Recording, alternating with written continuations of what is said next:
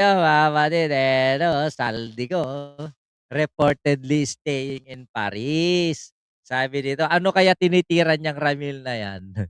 Ewan ko, baka pinagbabawal na utot. Saldico reportedly staying in Paris, Champs-Élysées, says John Vic Remulla. Ngayon ang pinapakalat dito, meron daw 14 billion. Masyadong malaki yung 14 billion. Mhm. Maniniwala ako kung nasa range ng 140 million, ayan, yun yung bahay, 2 million yun, $2 million, yes. Maniniwala ako, pero yung 14 billion, putangina yung presidente dito hindi nagmamay-ari ng 14 billion. Totoo yan. Masyadong exaggerated yung mga sinasabi ni John Vic. Hindi ka panipaniwala. Hindi ka paniwala kasi pag nagmamay-ari ka na ng 14 billion property sa loob ng Paris, sa Paris, France, oh, ito yung mga taga Paris. Yung mga taga Paris yan, si kumare ko. Ang amo niyan ay si Hermes. May-ari na ng Hermes. Yung building ni Hermes, although 4 na palapag yun, I think hindi pa aabot ng 14 billion yun. Katotohanan lang, pero yung sasabihin na 14 billion mukhang exaggerated naman at saka alam ninyo kung gaano kalaki ang tax niyan dito. Oh, ba? Wag sanang ang inaano ko lang, bakit ba gahol na gahol, hayok na hayok sa exposure itong si John Vic Remulla. Okey lang magsabi kayong totoo. Ma'am Jocelyn Aoyama, shoutout. Yung wag naman yung exaggerated na pansinin ka lang tao, kaming mga nasa Paris, alam namin yung kalakaran dito, okey.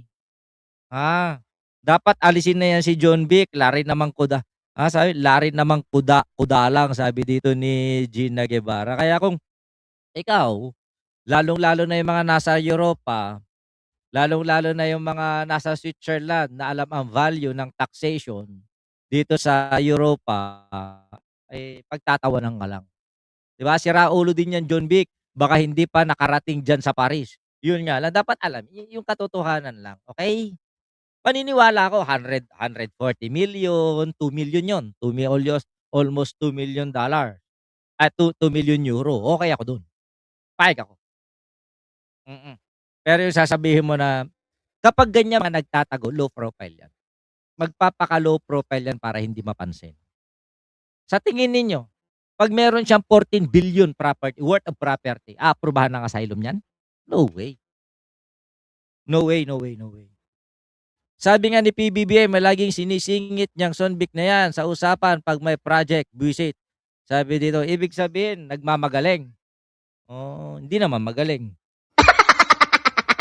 Ang tawag ni BBM diyan, pogi, 'di ba? Kay John Vic. 'Di ba ang pogi si si Ramon Bong Revilla? 'Di ba? I mean sinisingit ni John Vic ang Cavite pag-usapang project kaya din nahuli ang Cavite.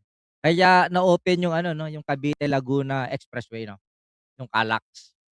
Pero project daw yun ni Digong. Sabi ng ngongo na vlogger, project daw yun ni Duterte. Di wow, sa inyo na. Ariin niyo ng ariin. Isa pa ito, itong padrama-drama ni John Vic na kung puwede lang daw lumuhod sa harap ng Interpol para makuha yung red notice na hiningi gagawin daw. Di wow. Boyet de la Cruz Dacanay, Barangay Captain of Cabarwan, Nagilian, Isabela. Kapitan, dinediretso na kita. Ayaw na ayaw kong makakabalita na may mga taga Cabarwan, Nagilian, Isabela na bumabaril ng aso, Hindi, nakita ko naman. Sir BT, may storage na sa Bacara ng ano yung bugnet. Ano yan? Chicharon bagnet. Sabi Trillanes for DILG watching from West London via Vivar. Hello, hello po ma'am. Tama ba? Yan. Via Vivar. Okay. Kailan matatapos manong ang 1-year ban sa mga July? July 31. July 31. July 1 pwede na. Bagay balita ko naman sa Tagilian na nakikita ko naman mga posting na kapitan na pinapaalahanan lagi yung mga nagmamay-ari ng aso. Hindi tulad sa Ramon Isabela, mamaya meron akong ano diyan, meron akong update. Alam ko na kung sino nagmamay-ari ng aso, hindi ako nagkamali. Sabi ko sa inyo, kung sira ulo yung amo, siguradong sira ulo din yung aso. Eh, sira ulo yung amo, normal nanghahabol yung aso. Pero pero hindi ko sinasabi na tama yung ginawa na barilin, okey? Hindi pa rin ako dun. Animal cruelty pa rin yun, okey? Eh, hindi nila deserve yan. Kaya nga naging tao ka, animal sila dahil alam ng lahat na ikaw ay nakakaintindi. Okey, tagal pa pala mapalitan yung John Vic na yan. Mapapalitan ba? Sino may sabi? Eh, kaibigan niya ni BBM tapos mapapalitan? Hindi naman yata. Hindi naman yata totoo. Sabi nga nila si BBM na daw ang sumusunod diyan, eh. Okey. So yun yung tignan ko nga lang. Puwede kayong mag-shoutout diyan, puwede kayong bumati. Wag lang kayong maniningil ng pautang, okey? Okey, we will see. Alright, 1, 2, 3, 4. Atong Ang spotted in Cavite in April, pero bakit hindi nahuli? Ang daling kung alam niyo, kung ako ang SILG, kung mababalitaan ko na nasa teritoryo ko si Atong Ang, ikakahiya ko, hindi ko na ipababalita.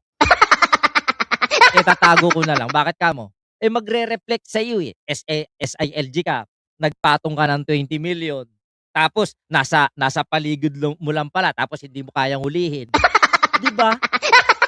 Kahihiyan yun, 'di ba? Pero kay John Vic proud pa nga yun. Aray ko, 'di ibig sabihin, taga Cavite din ang nagtatago, tumutulong magtago kay Atong Ang. Eh, ang masakit dun baka si John Vic pa mismo nagtatago kay Atong Ang. Oo nga 'no, baka sabihin niya 'no, 20 million ang offer mo sa'kin, doblehin ko, 40 million bigay ko sa'yo, wag mo lang akong hulihin, tapos salamat.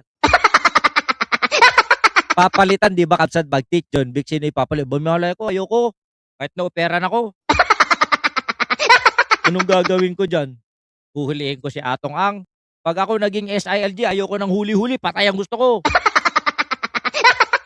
Para makulong ako sa The Hague, para 'pag nakulong ako sa ICC gawin akong santo. At posibleng ipalit pa ako kay Jose Rizal, 'di ba?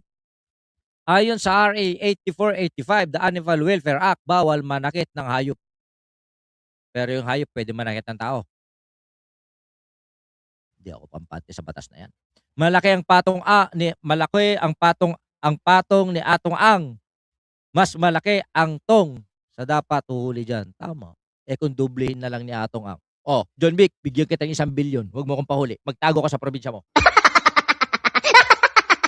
Kaya pala. Okey, dito tayo.